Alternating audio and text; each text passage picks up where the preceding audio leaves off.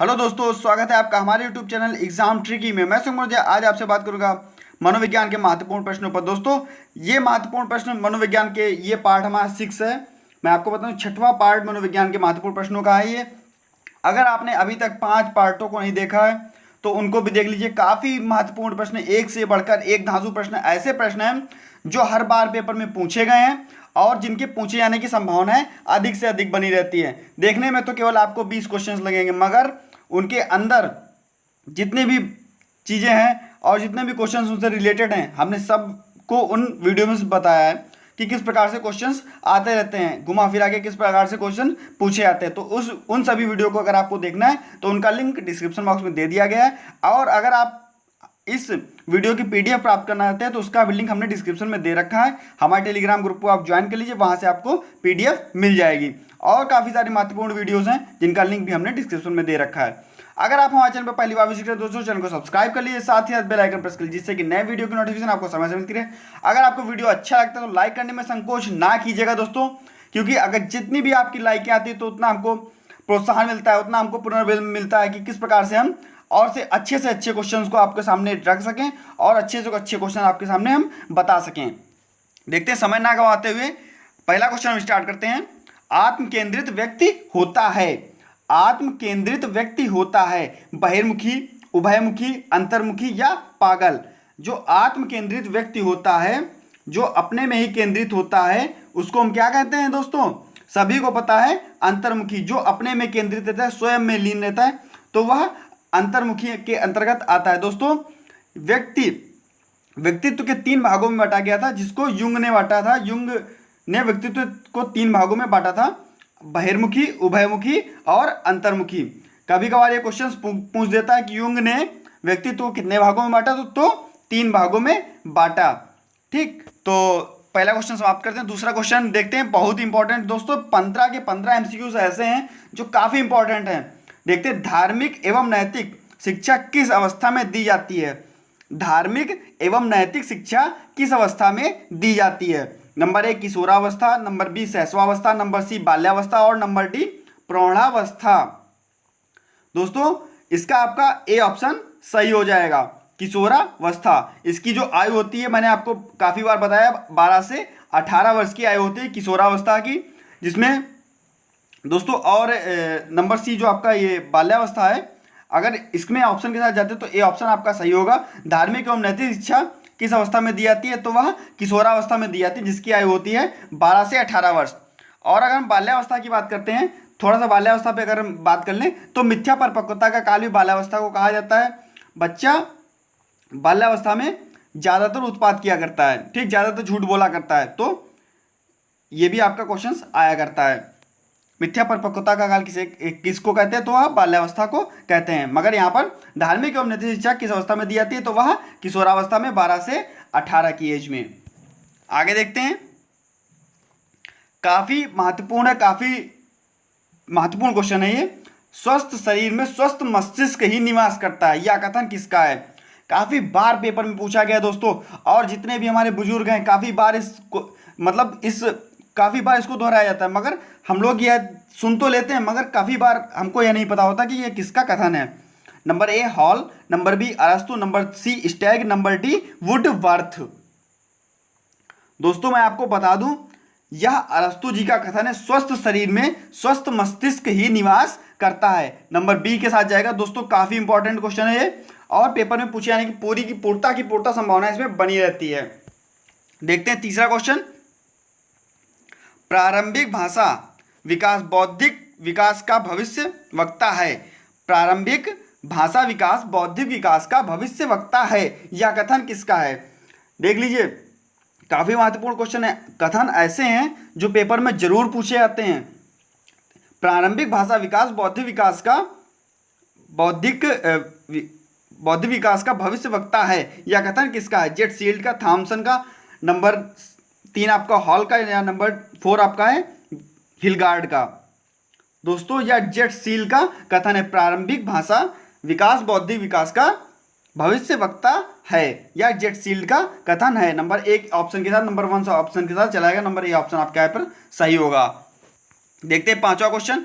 काफ़ी बार नीति निषेध तत्वों के बारे में बताया जाता है और इसी पे एक क्वेश्चन है, काफ़ी महत्वपूर्ण क्वेश्चन है। राज्य नीति निषेध सिद्धांत में बालकों के शिक्षा के विषय में किस अनुच्छेद में कहा है? राज्य ने नीति निषेध सिद्धांत में बालकों के शिक्षा के विषय में किस अनुच्छेद में कहा है? आप सभी को पता है कि जो नीति निषेध तत्व होते हैं वह 3651 तक होते हैं, 36 से 51 तक होते हैं नीति निषेध तत्व होते हैं। और इसमें किस अनुच्छेद में यह कहा गया है कि बालक की शिक्षा के विषय में किस अनुच्छेद में कहा गया है? दोस्तों आप बी के साथ चलाएगा, यहाँ पर आपका बी ऑप्शन सही होगा, अनुच्छेद 45 में कहा गया है। आगे देखते हैं, मंदबुद्धि का प्रमुख कारण है। मंदबुद्धिता का प्रमुख कारण है, बच्चा अगर मेंटल रिटार्डेड है तो उसका प्रमुख कारण क्या है? वंशानुक्रम, शारीरिक कारण, संवेगात्मक कारण या उपयुक्त सभी? दोस्तों वंशानुक्रम मतलब हेरिडिटी, शारीरिक कारण और संवेगात्मक कारण, तीनों चीज़ें ऐसी होती हैं जो मंदबुद्धिता को दर्शाती हैं। अगर बच्चे में बाप दादा या किसी पापा या मम्मी से किसी की पीपस तरफ से, तो वह वंशानुक्रम के चला जाएगा। और उसके बाद में शारीरिक कारण जो होते हैं, बच्चे में किस प्रकार का दोष है, बच्चे का विकास सही से नहीं हुआ तो वह शारीरिक दोष में चला जाएगा, तो यह मंदबुद्धिता का कारण बन सकता है। संवेगात्मक विकास, ये तीनों चीजें कुल मिला के आपका यहाँ पर ऑप्शन डी सही हो जाएगा। देखते हैं नंबर 7वां, प्रौढ़ की अपेक्षा बालकों में खेल की विशेषताएं हैं। प्रौढ़ की अपेक्षा बालकों में खेल की विशेषताएं हैं। नंबर ए परंपराओं से प्रभावित, नंबर बी खिलौना अवस्था, नंबर सी दिवास्वप्न अवस्था या नंबर डी उपरोक्त सभी। दोस्तों प्रौढ़ की अपेक्षा बालकों में खेल की विशेषताएं हैं। प्रौढ़ावस्था में बालक एक तरीके से बहुत कम खेलता है, तो वह बालकों की विशेषताएं किस प्रकार से होगी? प्रौढ़ावस्था की अपेक्षा बालकों में खेल की विशेषताएं हैं। दोस्तों यह डी के साथ जाएगा, परंपराओं से प्रभावित, खिलौना अवस्था, दिवास्वप्न अवस्था, उपरोक्त सभी के साथ चला जाएगा, अर्थात यहाँ पर आपका डी ऑप्शन भी सही, इसमें भी डी ऑप्शन आपका सही हो जाएगा। और दोस्तों यहाँ पर मैं आपको एक बात और बता दूं, नंबर 6 में जो मंदबुद्धि बालक होते हैं उनका IQ लेवल होता है जो वह 70 से कम होता है, और जो प्रतिभाशाली बालक होते हैं उनका IQ लेवल 140 प्लस होता है। इसको याद रखिएगा, काफ़ी बार पेपर में पूछा जा चुका है। 8वां क्वेश्चन देखते हैं, काफ़ी महत्वपूर्ण क्वेश्चन हैं। इसमें से कौन सा खेल का आधार नहीं है? खेल का आधार नहीं है, क्वेश्चन देखकर समझिए, इसमें से कौन सा खेल का आधार नहीं है? ठीक, तो ए ऑप्शन है आपका खेल के स्थान के आधार पर, खेल के स्थान के आधार पर। दोस्तों खेल का आधार हो है ये। नंबर बी खेल साथियों के, दोस्तों अगर खेल का स्थान होगा वहाँ पर साथी होंगे तो दोनों, या भी आधार खेल का आधार है। शारीरिक मानसिक सक्रियता के आधार पर, दोस्तों कोई बच्चा है जो शारीरिक दिव्यांगता से ग्रसित है या कोई बच्चा मानसिक दिव्यांगता से ग्रसित है, तो वहाँ पर भी खेल का आधार माना जा सकता है कि यह अगर शारीरिकता से ग्रसित है बच्चा, अगर शारीरिक चीज़ से ग्रसित है बच्चा, तो वह इस खेल को नहीं खेल सकता। तो ये तीनों चीज़ें जो हैं वह खेल का आधार हैं। खेल का आधार कौन नहीं है? रोमांचक प्रदर्शन के आधार पर। दोस्तों रोमांचक प्रदर्शन के आधार पर हम खेल का आधार को डिसाइड नहीं कर सकते, तो यह खेल का आधार नहीं है, अर्थात आपका यहाँ पर डी ऑप्शन सही हो जाएगा। आप लोग बिल्कुल ना करवाइए, अगर आपके क्वेश्चंस दोस्तों गलत होते हैं तो गलत होने दीजिए, कोई प्रभाव नहीं यहाँ पे पड़ता। क्वेश्चंस पेपर में गलत नहीं होने चाहिए। यहाँ पर अगर आपके क्वेश्चंस गलत है तो कोई बात नहीं है, यहाँ पर आप सीखेंगे, देखेंगे क्वेश्चंस को। इसी प्रकार से सीटेट में क्वेश्चंस आते हैं, टेट में इसी प्रकार से क्वेश्चंस आते हैं, तो काफ़ी महत्वपूर्ण क्वेश्चंस हैं ये। इनका आप नोट्स बना लीजिए। PDF प्राप्त करना है तो आप टेलीग्राम ग्रुप से जुड़ जाइए, वहाँ पर आपको PDF मिल जाएगी। दोस्तों मानव क्रिया में किन कारणों का प्रभाव हमेशा पड़ता है? दोस्तों मानव क्रिया में किन कारणों का प्रभाव हमेशा पड़ता है? मानव क्रिया में किन कारणों का प्रभाव हमेशा पड़ता है? नंबर ए ऑप्शन आपका है व्यवहार, नंबर बी बाहरी वातावरण, नंबर सी संज्ञानात्मक और आंतरिक घटनाएं। दोस्तों या उपरोक्त सभी मानव क्रियाओं में किन कारणों का प्रभाव हमेशा रहता है? तो वह तीनों, मानव के जो व्यवहार होगा उस पर भी प्रभाव पड़ेगा, बाहरी वातावरण होगा उस पर भी प्रभाव पड़ेगा, और संज्ञानात्मक व आंतरिक जो घटनाएं होंगी वो भी प्रभावशाली करेंगी। तो यहाँ पर आपका डी ऑप्शन यहाँ पर भी आपका सही हो जाएगा। आगे देखते हैं, काफी महत्वपूर्ण है, अनुभव और प्रशिक्षण से व्यवहार में परिवर्तन ही अधिगम है। किसका कथन है दोस्तों? बहुत इंपॉर्टेंट है, काफी बार पेपर पूछा जा चुका है सीटेट में। सीटेट, टेट, रीट जितने भी पेपर हैं सब में ये क्वेश्चंस हर बार रिपीट हुआ करते हैं, हर बार पेपर में आते हैं, तो काफी महत्वपूर्ण है ये किसका कथन है? देखिए, अनुभव और प्रशिक्षण से व्यवहार में परिवर्तन ही अधिगम है। अनुभव और प्रशिक्षण से व्यवहार में परिवर्तन ही अधिगम है। Number A Gates, number B Lewin, number C Kohler और नंबर डी गेस्टाल्ट। दोस्तों यह कथन है गेट्स जी का। ए ऑप्शन यहां पर आपका सही हो जाएगा। और अगर यहां पर कहता है अनुभव, अब देखिएगा ट्रिक क्या होती है, अनुभव और प्रशिक्षण से व्यवहार में परिवर्तन, अनुभव और प्रशिक्षण से व्यवहार में परिवर्तन, तो वह गेट्स के साथ चला जाएगा। अगर हम यहां पर दूसरा क्वेश्चन देखते हैं तो एक क्वेश्चन काफी बार पूछा जाता है पेपर में, व्यवहार के द्वारा, क्या कहते हैं, व्यवहार के द्वारा और व्यवहार में परिवर्तन, व्यवहार के द्वारा व्यवहार में परिवर्तन ही अधिगम है। यह कथन किसका है? व्यवहार के द्वारा व्यवहार में परिवर्तन ही अधिगम है, यह कथन किसका है? दोस्तों मैंने आपको पहले भी इसकी ट्रिक बताई, दोबारा फिर से बता रहा हूं, व्यवहार और व्यवहार दो बार आ रहा है। व्यवहार के द्वारा व्यवहार में परिवर्तन ही अधिगम है, यह कथन किसका है? देखिए दो बार व्यवहार, व्यवहार प्लस व्यवहार, अगर दो बार व्यवहार आ रहा है तो यह कथन किसका है? गिलफोर्ड का। गिलफोर्ड। अब हम क्या करेंगे, एक व्यक्ति था उसका नाम व्यवहार था, दूसरा व्यक्ति उसका भी नाम व्यवहार था, दोनों ने आपस में लड़ाई की और एक दूसरे का क्या किया? गला फोड़ दिया, तो यहां पर गिलफोर्ड, गिलफोर्ड। तो कुल मिला के व्यवहार के द्वारा व्यवहार में परिवर्तन ही अधिगम है, यह कथन किसका है? गिलफोर्ड जी का है, याद रखिएगा। और कभी अगर बात करता है अनुभव और प्रशिक्षण से व्यवहार में परिवर्तन अधिगम है तो वह है गेट्स जी का। काफी महत्वपूर्ण क्वेश्चंस थे। आगे बढ़ते हैं नंबर 11 की तरफ, ये भी बहुत महत्वपूर्ण। आदर्श अध्यापक का गुण नहीं है, याद रखिएगा, कभी भी नहीं वाला क्वेश्चन आ रहा था तो आप लोग ये देख लीजिए कि कौन कौन से गुण होते हैं। तो यहाँ पर देखते हैं आदर्श अध्यापक का गुण कौन कौन से हैं। संबोधन, दोस्तों सही है, संबोधन, आदर्श अध्यापक का गुण होता है संबोधन, संबोधन करना होता है। दूसरा मानसिक निष्पक्षता, मानसिक निष्पक्षता भी एक आदर्श अध्यापक का गुण होता है। नंबर 3 देखते हैं विवाद, या नंबर 4 सहानुभूति।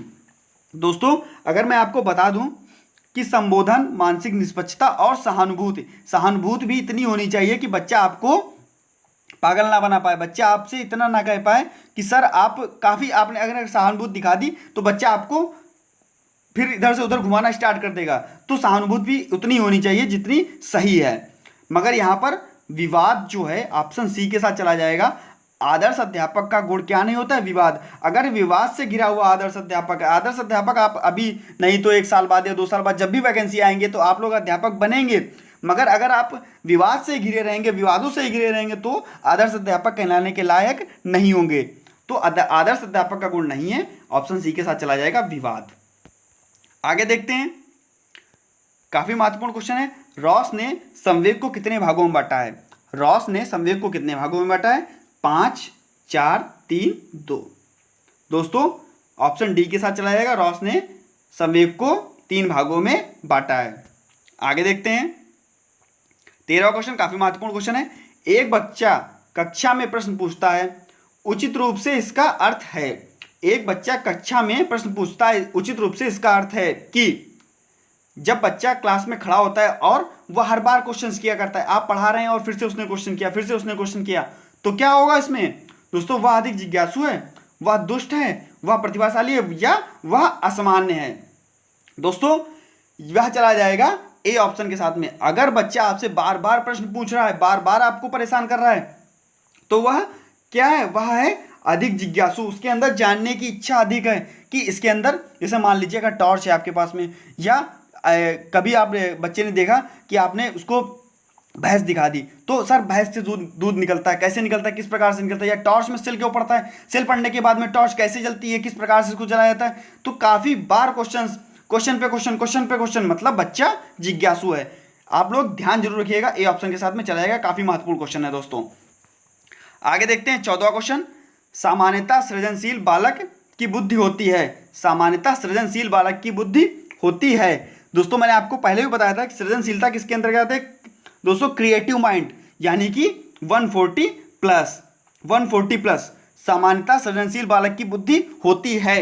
दोस्तों ए ऑप्शन उच्च, निम्न, माध्यम, मध्यम या इनमें से कोई नहीं। अगर बच्चे की आईक्यू लेवल 140 प्लस होगी, बच्चा क्रिएटिव माइंड होगा, तो यह उच्च बुद्धि का होगा, यानी कि 140 प्लस। तो यह एक के साथ में चला जाएगा। काफी महत्वपूर्ण क्वेश्चन था। आगे देखते हैं दोस्तों, मनोविश्लेषणात्मक सिद्धांत किसने दिया? मनोविश्लेषणात्मक सिद्धांत किसने दिया? Number A Crow and Crow, number B Sigmund Freud, number C Skinner या नंबर डी जेम्स ड्रेवर। दोस्तों यह चला जाएगा, मनोविश्लेषणात्मक सिद्धांत दिया था सिगमंड फ्रायड जी ने। काफी महत्वपूर्ण क्वेश्चन है, काफी बार पेपर में पूछा जा चुका है। और जितना मैं आपको बता दूं कि जो डीएड के बच्चे हैं, यहाँ पर डीएड स्पेशल एजुकेशन विशेष शिक्षा, और जो बीटीसी या डीएलएड के बच्चे हैं, वहां पर सिगमंड फ्रायड से काफी बार साइको में पूछा जा चुका है। काफी बार इनको बिल्कुल मान के चलिए, ये घोल के पी जाइए, काफी बार इनको पूछा जा चुका है। 5 से 10 नंबर में भी इनसे क्वेश्चन वहां पर बनते हैं, तो आप लोग ये याद रखिएगा। दोस्तों अगर आपको हमारा वीडियो अच्छा लगा हो तो लाइक जरूर बनता है, लाइक जरूर कर दीजिएगा। अगर आपने अभी तक चैनल को सब्सक्राइब नहीं किया है तो सब्सक्राइब कर लीजिए और ज़्यादा से ज़्यादा लोगों के पास वीडियो को शेयर कीजिए। धन्यवाद। मिलता हूँ नेक्स्ट वीडियो में नए क्वेश्चनों के साथ में, और जितने भी क्वेश्चन होंगे धांसू होंगे। दोस्तों आपको ऐसे क्वेश्चन दूंगा कि पेपर में आने हैं तो आने हैं। मिलता हूँ नेक्स्ट वीडियो में नई जानकारी के साथ। धन्यवाद।